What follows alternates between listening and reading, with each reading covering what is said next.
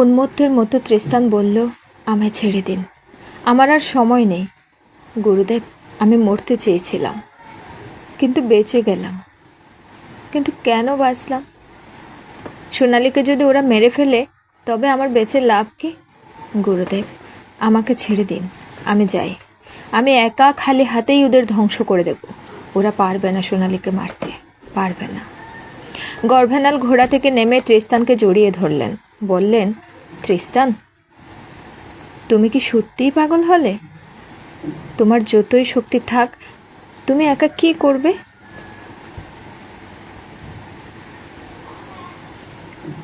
ওখানে রাজার হাজার সৈন্য, তোমার বর্ম তলোয়ার সব এনেছি আমি, তবু তুমি একা যুদ্ধ করে পারবে না। এসো, বরং আমরা একাধারে লুকিয়ে বসে থাকি। কি হবে চুপ করে বসে থেকে? পথ দিয়ে কত মানুষ যাচ্ছে, তাদের কথা শুনে আমরা সব ঘটনা জানতে পারবো। সোনালীকে যদি মেরেই ফেলে তবে আমরা আর কি করব? তুমি পালিয়েছো শুনে রাজা সোনালীকে হয়তো আজই নাও মারতে পারেন। যদি সত্যিই মেরে ফেলেন তাহলে তৃষ্টান, যিশুর নামে, মা মেরির নামে শপথ করছি, আমরা দুজনে এই রাজ্য ছাড়খাড় করে দেব। যতক্ষণ আমাদের হাতে তলোয়ার থাকবে, সোনালীর মৃত্যুর প্রতিশোধ না নিয়ে থামব না। প্রতিশোধ না নিয়ে ক্ষত্রিয় কখনো মরতে চায় না। কিন্তু আগে দেখি, হয়তো ওরা সোনালীকে মারবে না। অস্ত্রে বর্মে সজ্জিত হয়ে তৃষ্টান গর্ভেনালের সঙ্গে পথের পাশে একটা ঝোপের মধ্যে লুকিয়ে রইল। তৃষ্টানের পলায়নের খবর শুনে রাজা জ্বলে উঠলেন, যেন তার সর্বশরীরে বিছুটি দংশন করেছে। তিনি বিকৃত স্বরে বললেন, আচ্ছা, আগে শয়তানিকে আনো, তাকে পুড়িয়ে মারি, নিজের চোখে দেখি ওর পুড়ে মরা। তারপর দেখব সে কুকুরটা কোথায় পালায়। আমি পৃথিবীর শেষ প্রান্ত থেকেও ওকে খুঁজে বার করব। মাটি দিয়ে ছেঁচড়াতে ছেঁচড়াতে টেনে আনা হলো সোনালীকে। চুল বিশ্বস্ত একটু সত্যিকারের সোনার প্রতিমাকেই যেন ধুলো মাখিয়েছে ওরা। তাকে এনে বাঁধা হলো সেই দণ্ডের সঙ্গে। জনতার কথায় যখন তিনি বুঝতে পারলেন যে তৃষ্টান পালিয়ে গেছে, এক বিন্দু অশ্রু খসে পড়ল তার চোখ থেকে। সূর্যের আলোয় আগুনের মতো জ্বলছে তার সোনার চুল। তার গড়িয়ে পড়া অশ্রুও যেন মনে হলো এক ফোঁটা গলিত স্বর্ণ। প্রহরীরা আগুন লাগাতে যাবে এমন সময় দিনাস এসে উপস্থিত হলেন। রাজার সামনে হাঁটু গেড়ে বসে বললেন, মহারাজ, ক্রোধের বসে আপনি এ কী করছেন? বিনা বিচারে কোনো সৎ রাজা কারোকে শাস্তি দেয় না। পরে এজন্য আপনাকে অনুতাপ করতে হবে। আমি কোনো কথা শুনতে চাই না।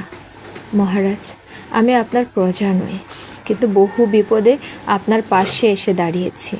তার প্রতিদান হিসেবে আপনি রানীকে আমায় দয়া করুন। আপনি তো ওকে মেরে ফেলতে চান, তার বদলে আমাকে দান করে দিন। অথবা বিচার করুন ওর অপরাধ, হয়তো পুরোটাই আপনার বোঝার ভুল।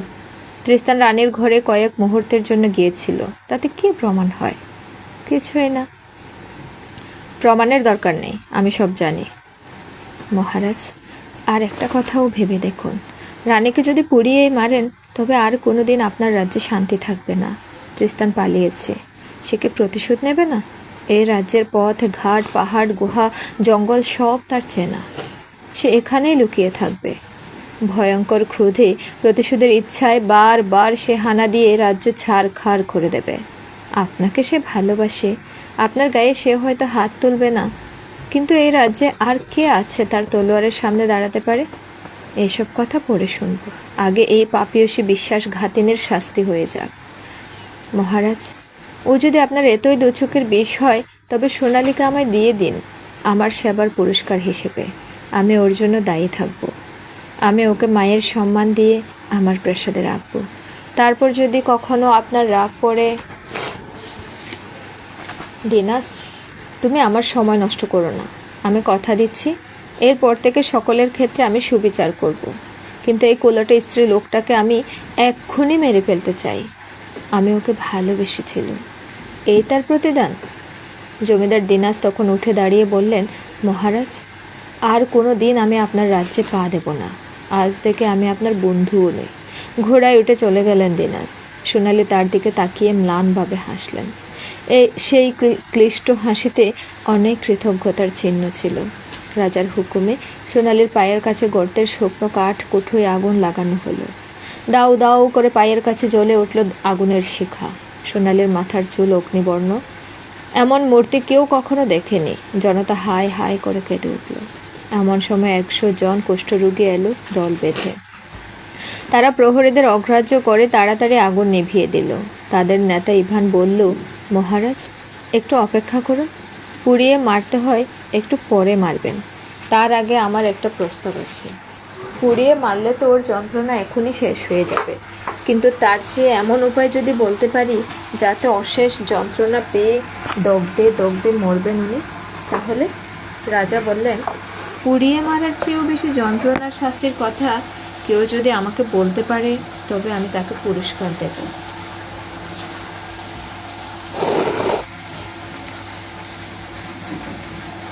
শুনে কুষ্ঠরোগীর দল খিক খিক করে হেসে উঠল। 100 জন কঠোর সার বেঁধে দাঁড়িয়ে আছে, কেউ ক্রেচে ভর দিয়ে, কেউ লাঠি হাতে। সারা শরীরে ঘা, চোখগুলো ফোলা ফোলা, কারোর হাতের আঙুল গলে গলে পড়ছে। ওরা থাকে শহরের বাইরে, মানুষ ওদের কাছে ঘৃণায় যায় না। ওদের নেতা ইভান বলল, মহারাজ, আমরা 100 জন খবর পেয়ে ছুটে এসেছি। রানী সোনালীকে আমাদের হাতে দিন, আমরা সবাই মিলে ওকে ভোগ করব।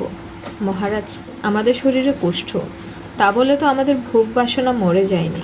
কতদিন আমরা স্ত্রীলোকের স্বাদ পাইনি। রানীর এর চেয়ে বেশি শাস্তি আর কি হতে পারে? রানী আমাদের আলিঙ্গনে ঘৃণায় চোখ বুঝবেন, প্রতি মুহূর্তে মরতে চাইবেন, অথচ আমরা ওকে সহজে মরতে দেব না। ওর শরীরে কুষ্ঠ হবে, একটু একটু করে পচে গলে যাবে ওই রোগ। প্রত্যেক দিন পাপের ফল ভোগ করবেন। মহারাজ, এই শাস্তি আপনার পছন্দ হয় না? রাজা মার্ক মাথা নিচু করলেন। ক্রোধের চেয়ে বড় শত্রু তো মানুষের নেই। রাজা তখন অন্য মানুষ হয়ে গেছেন। ক্রোধের চেয়েও বেশি তার অপমান। ত্রিস্তানার রানীকে তিনি সত্যিই ভালোবাসতেন। সে ভালোবাসার অপমান তিনি হিংস্র হয়ে উঠেছেন। তাই বলে উঠলেন, দাও, রানীর বাঁধন খুলে ওদের হাতে দিয়ে দাও। সোনালী এতক্ষণ একবারও কাঁদেননি। এবার বাঁধন খুলে দেবার পর চিৎকার করে ছুটে এসে রাজার পায়ে ঝাঁপিয়ে পড়ে বললেন, মহারাজ, যদি কখনো আমাকে একটুও ভালোবেসে থাকেন তবে সে কথা মনে করে আমাকে এক্ষুনি মারুন। আমাকে এক্ষুনি হত্যা করুন। আমাকে আপনি নিজের চোখের সামনে হত্যা করুন মহারাজ, ওদের হাতে দেবেন না। রাজা ঘৃণায় রানীকে পা দিয়ে ঠেলে বললেন, যাও, ওই তোমার যোগ্য জায়গা। রানী তবু আর্তকণ্ঠে বললেন, মহারাজ, আমি আপনার কাছে দয়া চাইব না, কিন্তু আমাকে বাঁচিয়ে রাখা তো আপনারই কলঙ্ক। লোকে তো বলবে আপনারই রানী। রাজা গর্জন করে বললেন, এ রাজ্যে আজ থেকে যে রানীর নাম উচ্চারণ করবে তাকে আমি কঠিন শাস্তি দেব। কোষ্ঠীর দল আনন্দে হই হই করে উঠল। তারপর সকলে মিলে ঘিরে নিয়ে চলল সোনালীকে। সোনালী তখন প্রতি মুহূর্তে মৃত্যু চাইছেন। ইভান তার গায়ে হাত দিতে এলে তিনি কুকড়ে কুকড়ে সরে যাচ্ছেন। সমবেত জনতার দীর্ঘশ্বাস, রানীর কান্না আর কুষ্ঠরোগীদের নিষ্ঠুর উল্লাসে কি মর্মান্তিক নিষ্ঠুর পরিবেশ। হল্লা করতে করতে ওরা নিয়ে চলল রানীকে। জনতার এক অংশও বুক চাপা হাহাকারে চলল সঙ্গে সঙ্গে। সেই শ্মশান ভূমিতে নিজের আসনে রাজা চুপ করে বসে রইলেন, একটিও কথা বললেন না। তার মাথা ঝুলে পড়ল বুকের কাছে। সৈন্য সামন্তরাও বিমূঢ় হয়ে দাঁড়িয়ে আছে। কেউ বুঝতে পারছে না এখন কি করবে। ঘটনার এত দ্রুত পরিবর্তনের ধাক্কা কেউ সামলাতে পারছে না। কাল সকালে এদেশ কি ছিল সুন্দর শান্তির দেশ, আর আজ সকালে কি দৃশ্য।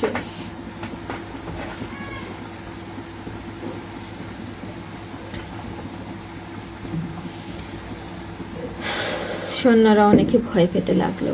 রাগে সুখে দুঃখে মহারাজ হঠাৎ অসুস্থ হয়ে পড়লেন না তো? কুষ্ঠরোগীরা এসে পৌঁছালো পাহাড়ের গুহার কাছে।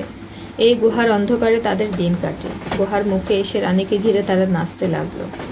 চোখ বন্ধ করে রানী দাঁড়িয়ে আছেন মাঝখানে, আর তাকে ঘিরে বিকৃতভাবে চিৎকার করছে 100 জন বিকলাঙ্গ মানুষ। এই দৃশ্য দেখেও সূর্য চোখ বুঝেনি, বাতাস বন্ধ হয়ে যায়নি। মা বসুমতী কেঁপে উঠেনি লজ্জায়। প্রকৃতি বড় উদাসীন। মানুষের সুখ দুঃখ অনুযায়ী প্রকৃতির রূপ বদলায় না।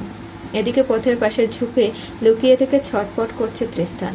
বারবার গুরুকে বলছে, গুরু, আর কতক্ষণ এরকম কাপুরুষের মতো বসে থাকবো? যদি সব শেষ হয়ে যায় তারপর আমার বেঁচে থেকে লাভ কি? এতক্ষণে হয়তো সোনালীকে পুড়িয়ে মেরেছে। না গুরুদেব, আমি চাই। গুরু বললেন, আর একটু ধৈর্য ধরো। ওই যে দূরে একদল লোক আসছে, শুনি ওরা কি বলে। একদল লোক নিজেদের মধ্যে বিলাপ করতে করতে আসছিল। হায় হায়, রাজা হঠাৎ একই রকম হয়ে গেলেন। তার কি মাথা খারাপ হয়ে গেল? রানী যতই দোষ করে থাকুন তাকে তিনি কুষ্ঠরোগীদের হাতে দিয়ে দেবেন? এতক্ষণ কুষ্ঠরোগীরা হয়তো রানীকে নিয়ে গুহায় পৌঁছেছে। ইস, ও নরকে ঢোকার আগে রানীর মরে যাওয়াই ভালো। হলুদ বাঘ যেমন ঝোপ থেকে বিদ্যুৎ গতিতে লাফিয়ে বেরিয়ে আসে, সেই রকম বেগে গরুকে নিয়ে অশ্বারোহী তৃস্তান বেরিয়ে এলো রাস্তায়, ছুটে চলল পাহাড়ের গুহার দিকে।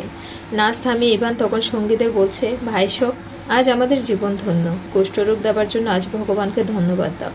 ভাগ্যিস কুষ্ঠরোগী হয়েছিলাম, তাই তো রানী সোনালীর মতো পৃথিবীর সবচেয়ে সুন্দরী মেয়েকে পেলাম। কিন্তু আমি তোমাদের সর্দার। প্রথম 1 সপ্তাহ আমি রানীকে একা একা ভোগ করব। তারপর তোমরা এক এক করে। প্রথম সপ্তাহ রানী আমার। এসো রানী। ইভান হাত বাড়িয়ে এগিয়ে গেল রানীর দিকে। ঠিক সেই মুহূর্তে রুদ্রমূর্তিতে উপস্থিত হলো তৃস্তান। চেঁচিয়ে বলল, সাবধান ইভান, তুই বড় বেশি সময় রানীর পাশে থেকেছিস। বামন হয়ে তুই চাঁদের গায়ে ছায়া ফেলতে চাইছিস? সাবধান। আর এক মুহূর্তও যদি এতদিন